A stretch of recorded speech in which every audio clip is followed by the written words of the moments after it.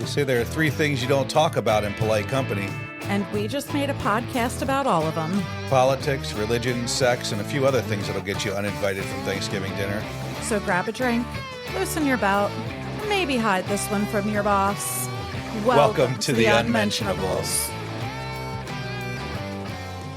Hey everyone, I'm Evan, the guy with way too many questions and just enough nerve to ask them.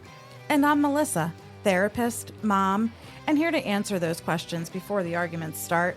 So here's how it works. I bring the curiosity, the wait, why is that a thing energy, and Melissa keeps us from setting the whole conversation on fire. Most of the time.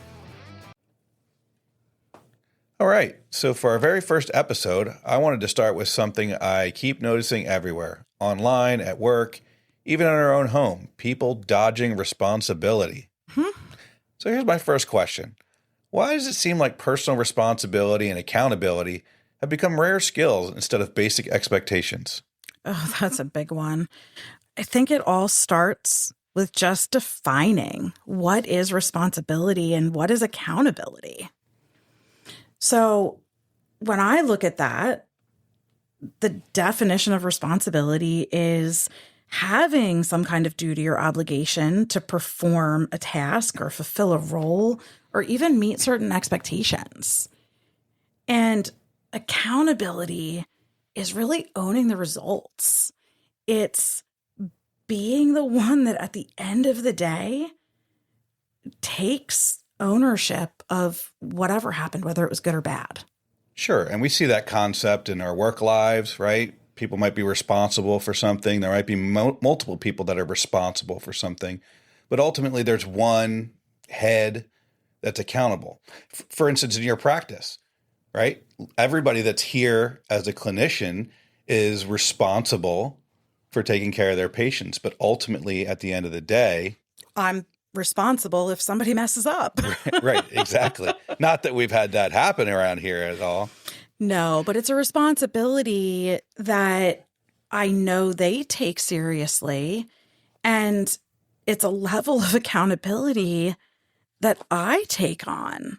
And all of that stuff intertwines with trust and having healthy relationships where you can rely on people and depend on them. Honestly, the integrity that people are going to do what they say they're going to do. Mm-hmm. But I think here's where a lot of people get stuck. They'll just say, I'm being real, or I'm just telling the truth, when what they're really doing is dodging responsibility. Is there a way to tell the difference between honesty and avoidance? Sure. You know, when somebody is truly engaged and they take accountability for some kind of wrongdoing, you see change. You see them take steps to make it right. They might say, you know what? I really messed up there. I hurt your feelings, or I didn't communicate well enough, or I just missed the boat and forgot. I'm really sorry. How can I make this right? When we dodge stuff, well, 8 things came up and I just didn't have time, or it's not my fault. I got stuck in traffic. There are so many excuses that we make up that we hear our kids make up every day. And, you know, I think one of the real questions is, how have we gotten here? How have we gotten to this point as a society where everyone from the top, we have politicians and people in leadership roles and positions, both in a home and out of a home, in companies and out of companies, that won't take accountability. Yeah. We just talked about this the other night. We were at a Philadelphia Union soccer game, and they were playing the New York Red Bulls. And congrats to the Philadelphia Union on moving forward in the Open Cup. Absolutely. US Open Cup. But we were talking about that with somebody else in the section near us that was lamenting one of the New York Red Bulls players, Emil Forsberg, who left his family in Sweden, apparently, and just completely ghosted them. His wife and kids just ghosted after 19 years of marriage. And is he a captain on that team? He's the team captain for the New York Red Bulls, which doesn't surprise me being that they're from New York. But. Right. But you're talking about somebody who doesn't have integrity. Somebody who has apparently been married for 19 years, has kids, and showed a level of selfishness to walk away and pursue their own career. And that's not a man of integrity right there that should be leading anything. No, I agree. And the only reason we really know anything about this situation is his wife, put out on social media, credit to WFAA up, in New York. But they posted that she had posted on Instagram that they were going to the we will part ways, words I thought I would never utter after 2 children in 19 years. I have loved you more than anything and always supported you, but even love has its limits. The greatest love is my children, and I want them to know their worth just as I know mine. Being taken for granted and neglected is not love. A new start in New York was apparently a new start for you and your life. It was just that I, being a child, did not know about it beforehand. But it became painfully clear quickly. In the newspapers, we have read and seen that you are doing well and are enjoying every moment. You have future plans. We didn't know about them either. Wow. I give her a lot of credit for putting some of that out there, for acknowledging that she didn't know better, and for saying that she wants her kids to know their value and worth. Yeah. I mean, if the reporters even knew you've been talking to them more than your family these past few months, since you haven't communicated at all, apart from insisting that you can't explain your actions, let time tell what it was you wanted to achieve by ghosting your family. I hope that in the future you can show respect and consideration for others despite your own needs, and have the courage and maturity to communicate. I'll continue to put the children's well-being and the need for security first. For your sake, I hope you don't regret it, and that your new life in New York is worth a divorce and the way you treated your children and their mother. I mean, that right there, if you think about just how he treated his family, and not just his wife, but his kids as well. And, his answer is, I can't explain my actions. That's just a failure or refusal to take responsibility or accountability for your actions.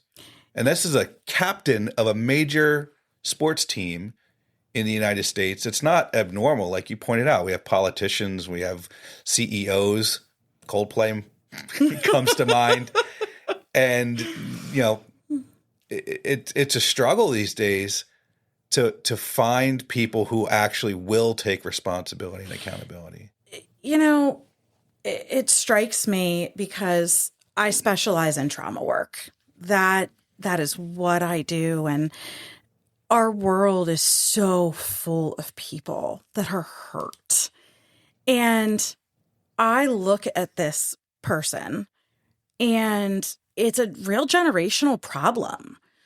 This generation didn't learn to take accountability because, quite honestly, they had parents, and the millennials get hit hard a lot of the time. And you and I are sitting here, and I call us cuspers because, we were early 80s, and I was raised by parents that, raised Gen X kids.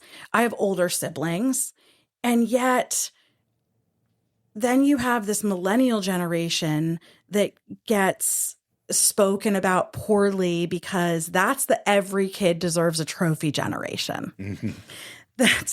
That's where there's entitlement and no need to take responsibility because our parents will make sure that we don't get in trouble. And really there we found parents who saved their kids from everything, from feeling sad over a loss on a soccer field, or they crashed their car and mommy and daddy bailed them out of it, or they didn't have money for something and mom and dad handed it over. And it created, on the early side of that, a generation of entitlement. And then what we're seeing now, which is so cool, is millennials, more so later millennials, I guess, are going, wait a second, this is messed up. And there actually are actions and consequences. And I might actually have to take responsibility. And we're starting to see this age range unpack how they were parented. And they're starting to set boundaries with their parents, which is something I also see frequently. Grandparents upset because they're estranged from their grandchildren and they don't understand why. And helping them understand that we're not ever placing blame, but relationship is a two-way street. And it takes trust and it takes communication and not just believing you're right all the time. Right. And then you have these sexual addiction is so high in this generation because they weren't ever taught how to cope with their feelings or to sit in their feelings. And the addictions that have come from that quite honestly are destroying families. And fathers who are getting up and walking away and starting new lives, and even more so of what we see is dragging their children and ex-spouses through the mud in their refusal to deal with their own trauma and take accountability for their past actions. Yeah, it's interesting to me. I don't know if they're the kids these days that are committing crimes out there that are, street takeovers and, public beatdowns and all that kind of stuff that's going on. I don't know if they're Gen Alpha or if they are Gen Z or whatever they are. Many of them would be Gen Z. But I find it really interesting that there's a movement now, a discussion, a real conversation around, let's hold those parents accountable. And It's people, I think, in our cusper generation are kind of leading that are saying, listen, we need to take more accountability. And some of those kids might be our kids, not ours, but even people ours. from our generation. And some of them might be from the next generation in. But to your point about it all being generational trauma, where's the resolution here? How do we get to a point where, we really start to make change? Is it going to take forever? Is it something that we can, not change overnight, but change quickly? So, we're in a really divided country right now. And the people who are in a lot of authoritarian positions, people like politicians, judges, they come in the generation that parented millennials and are still stuck in this mindset that ignores our ability to think about what creates safety for me as a human and gives me the voice to say, this doesn't feel right. So the answer is no. That generation of parents believes, dysfunctionally so, that you're going to do this because I'm your parent and I said so. And you need to believe this because I told you to. And I'm right, you're wrong. Whereas I think as cuspers, we're like, wait a second, but why? And now teaching our kids, ask. It's okay. You have a voice. Be respectful, but ask. It's teaching our kids that every step you take in life is a choice. You chose to get up this morning. What would have happened if you hadn't chosen to get up and out of bed this morning? I probably would have lost my job. Okay. If that was your choice, what would have come from that? I mean, there's so many consequences that come from something like that. And, I mean, even if I didn't lose my job, I at least would have been, reprimanded in some way. I would have had many other consequences. You don't get up, you don't get things done around the house, or you don't get whatever it is that you aspire to accomplish that day done. And it just piles up more things behind it, right? Even if you didn't get in trouble at work, the work is still there and it's still piling up. So you just create more, chaos and a larger to-do list for yourself the next time you do get up. That is such a male perspective on it. Because as a mom, where does my head go first? If I just decide to be depressed today, don't want to get out of bed, well, my kids aren't going to get up and get on the bus, and they're not going to make it to school. I can't just decide I don't feel like doing laundry or making dinner or doing the grocery shopping or any of the other things. I don't get that luxury. If I choose not to do it, there's consequences within our home. And it's getting our kids to understand you're not a victim of circumstances. You chose to get out of bed this morning and get ready for school because you may not enjoy school, but the alternative of being in trouble at home might not seem so appealing. Right. Yeah. And we're really reframing this for our kids and putting every single thing they do into this concept of choices. I often use this example when I'm working with clients. I say, so I chose to put on clothing today and come into work clothed. I could have chosen to come in naked. I don't think you or I would have appreciated that. I think I may have gotten into some legal trouble. Right. And it was a choice that I made. And part of this whole concept of accountability is recognizing I made this choice. Maybe it's an unintended consequence. Maybe I don't like the consequence. I still made the choice. And it's still my responsibility to take accountability. Yeah. I mean, it really reframes the conversation around why did this happen to me and makes it, what did I do? What did I choose to do that, caused me to be in this situation where this thing occurred or this consequence has now befallen me, right? It really changes that dynamic when you teach that way, when you think that way. It sure does. And we can even bring in things like social learning theory and learned helplessness. Thinking about our kids truly are a reflection of what's been modeled for them.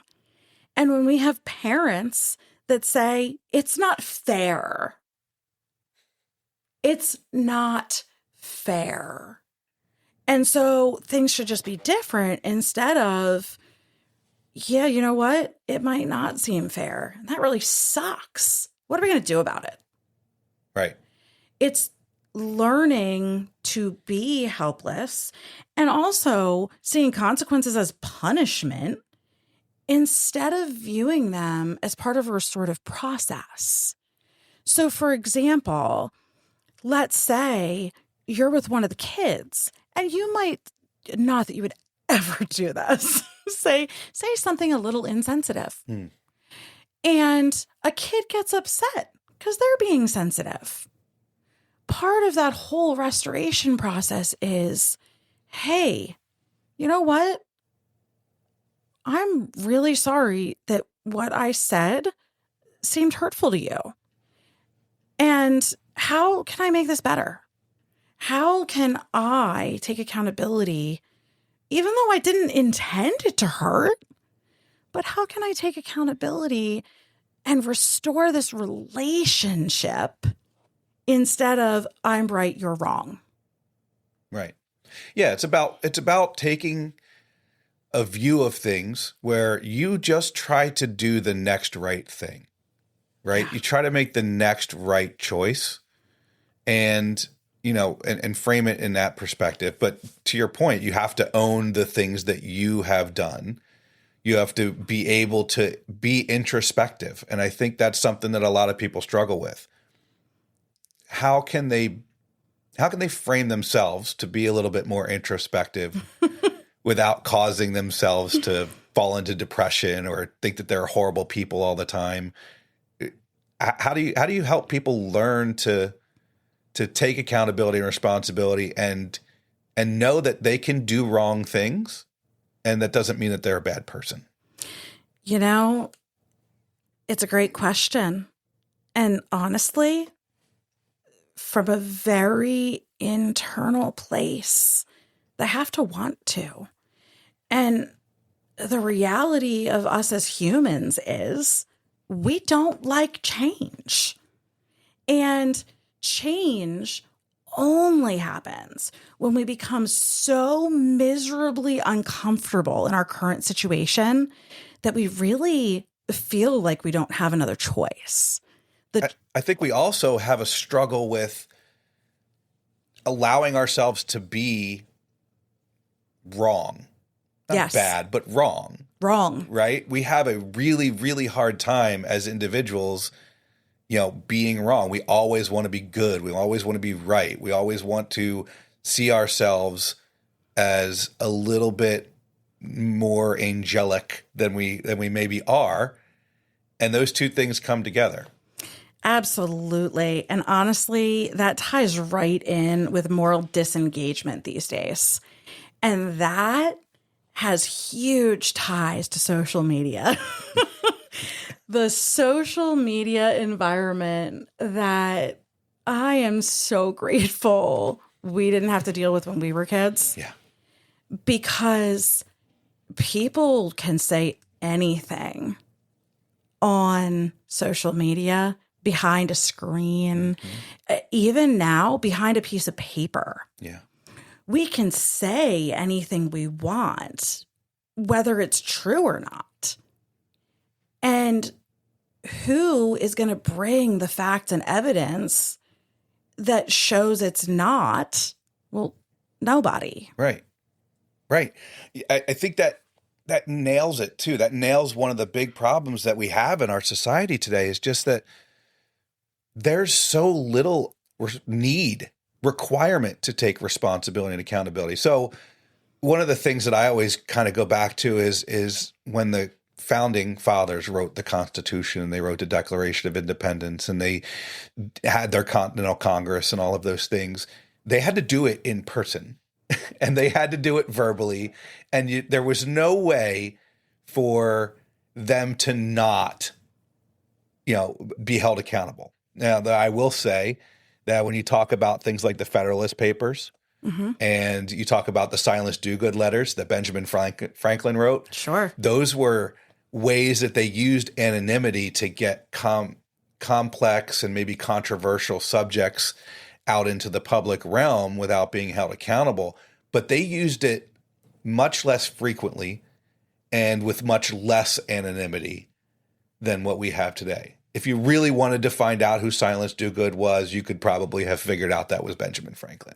Sure. And even if you look at the social construct back then, they didn't have everybody showing their best moments, the things that they've done great. We live in a society of comparison now.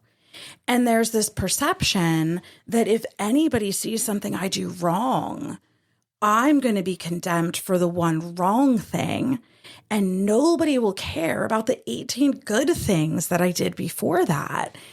And it's so true these days how that funnel just kind of collapses on top of the one negative. Yeah, and we're broadcasting, to your point with social media and the internet, we're broadcasting to a world. We're broadcasting to a world of people where the founding fathers were broadcasting to their neighbors. Right. Right. It was everybody in town knew everybody else's business, and everybody in town knew what was going on. And so you were accountable by default because you didn't have, other people to really be accountable to, or to not be accountable to, right? You had everybody was around you, and it was visual. We could all see what was going on. Now, these Instagram creators and social media TikTokers and all these people, they can post what they want to their viewers, and nobody has the ability to really figure out, okay, who really is that person? Is what they're telling us true? Are they showing us all and so it gives them a level of anonymity. And I think to your point as well, like Twitter and some of these other ones where you don't have to put a face, right? It's a little different when you're vlogging or you're doing something with video where influencers are a great example. Yeah, right. So, but if you think about, these people on Twitter and Facebook with these fake accounts or fake names, and they're hiding behind, that level of extra level of anonymity and just saying some of the most vile, horrible things and taking no accountability for it whatsoever, it's a real problem in our society. But it sounds like you are optimistic about the future, and I'm interested to wonder why. I think my optimism comes from, quite honestly, working with millennials and working who came after the millennials. Is it Gen Z, I guess? Is it YZ? Y. It's Gen Y. And so what I'm really talking about here is people from in this age range of about 30 to 35 actually stopped and took the time. They got married later. They're having maybe one child, but they're in longer relationships. They're doing the work on themselves to figure out, what are my issues that I need to work through? How can I be a better partner? Overall, their ability to communicate with each other is stronger. They're building stronger marriages. They're dedicated to family. We're seeing this huge shift on the conservative side of saying, we don't want to have two parents working. We want to be the influence for our children. And people are starting to stay home. We're seeing kids between probably 25 and 30 that, again, might be in those long-term relationships, but they're here. And they're saying, I don't want to blame anybody. I just want to do better. And you're seeing our generation say, enough.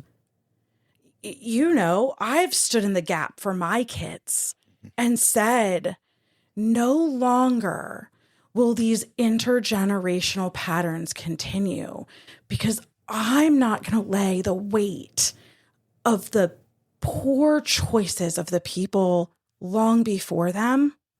I'm not going to let that burden fall on them. Know better, do better. And that's what we're seeing in the parents in our generation. They're starting to understand, I have my own sandbox now. And if you want to play in my sandbox, you have to follow the rules that help me feel safe.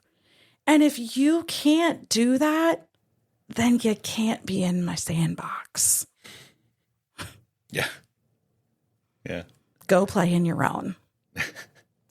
And I see our generation, because we were taught family is family. It's blood. And what we learned was family can treat you however they want. They can use you, they can abuse you, they can lie to you, they can disrespect you, but they're family. You don't have a choice. Mm-hmm.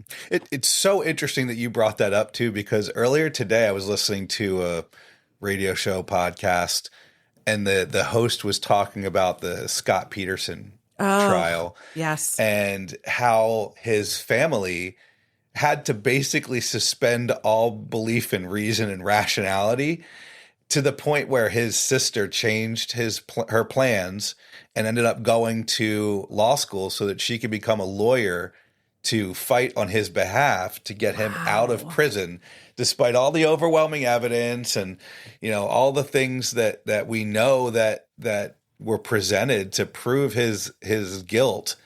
His family, his mother, his father, his sister, that none of them, they couldn't admit it. It's really a state of denial. Do you know what would happen, right? If they admitted that their son or brother committed this heinous crime, what would it say about them? Yeah. As parents? Yeah. Is it possible they weren't perfect? Is it possible that they missed something? And that is such a threatening concept, to take accountability for where we might have gone wrong. And so many people in our society, if they would admit that, their entire world would fall apart. So it's really a protection of their world and their worldview, is to bury their head in the sand and deny themselves taking accountability and taking responsibility. We see this a lot. I'm a certified provider for narcissistic abuse and the treatment that comes along with that, because the word is very overused. It's used haphazardly, and there's a big difference between having narcissistic traits, for example, versus actually being diagnosed with a narcissistic personality disorder. And really what we see in our generation is a high prevalence of narcissistic traits. Like, for example, with Fosberg, selfishness. My needs are more important than those of my wife and children that, by the way, I chose to marry. I chose to have kids. And those things come with a commitment. So now we've disregarded the commitment. And I guarantee you, he's not sitting in New York thinking, wow, I really messed up.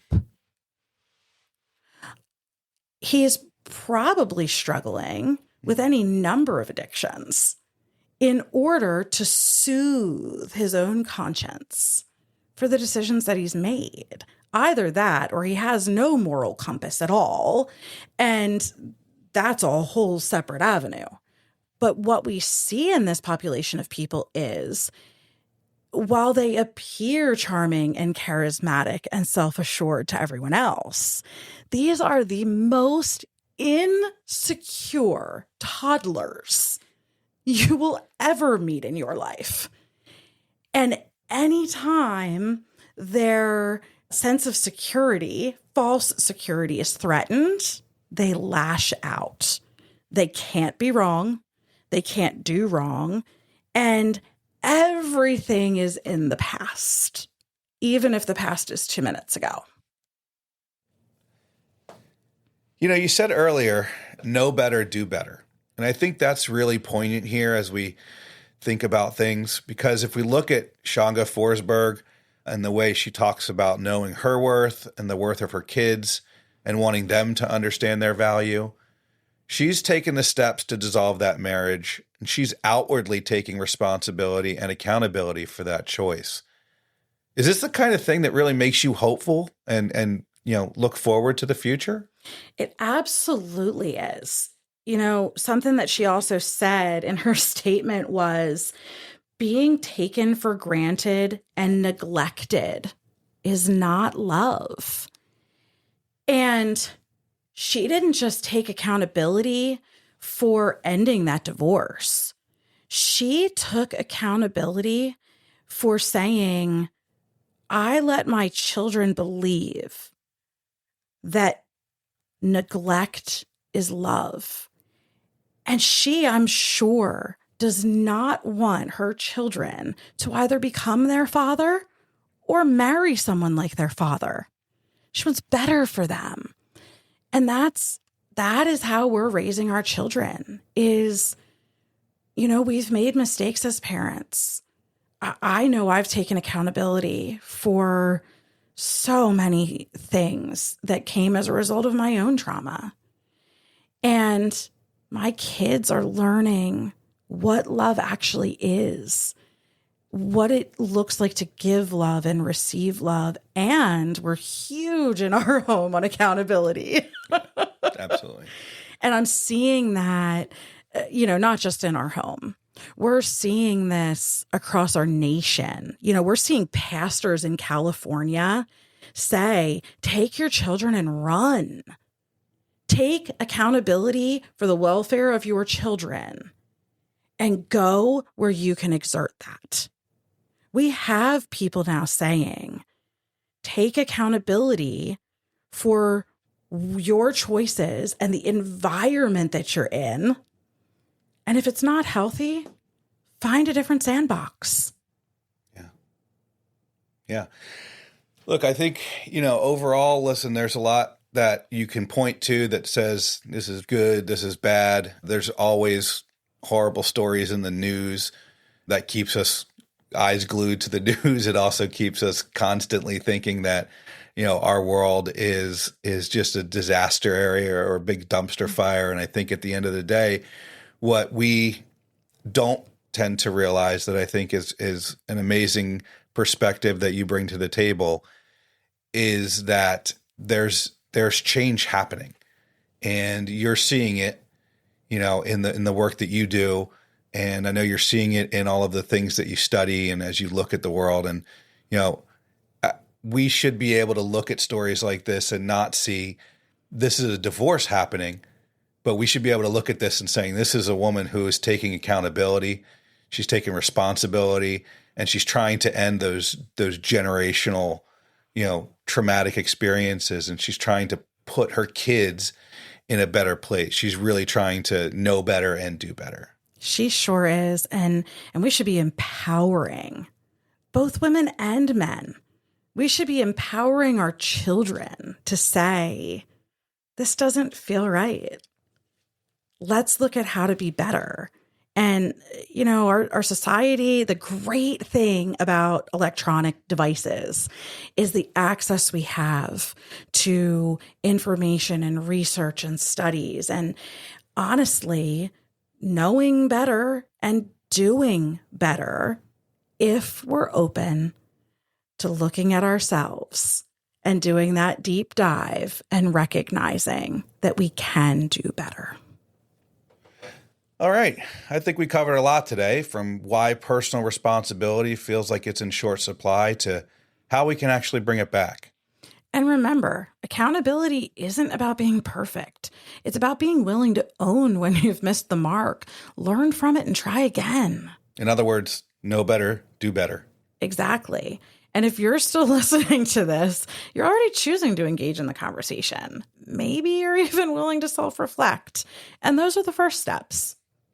We'll be back next week with another boldly unfiltered topic. And trust me, you're not going to want to miss it. Until then, keep asking the hard questions. And we'll keep giving you the unmentionable answers.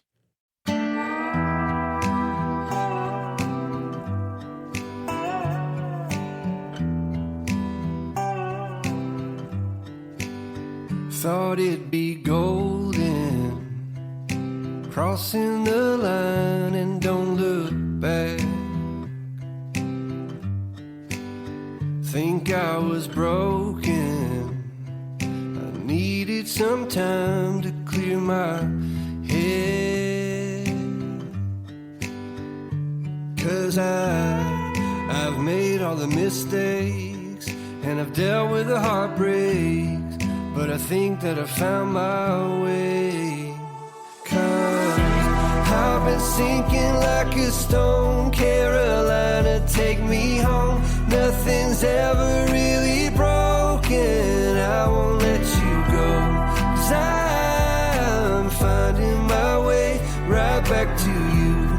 I'll find my way back to you. I see a river floating its way out to the sea. I can remember carving our names onto that tree. And I just wanna see you, 'cause you will never know just how much I've been missing home. 'Cause I've been sinking like a stone. Carolina, take me home. Nothing's ever really broken. I won't let you go. 'Cause I'm finding my way right back to you.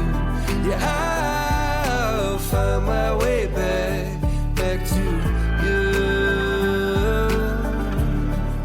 I think that I'm finding my way right back to you.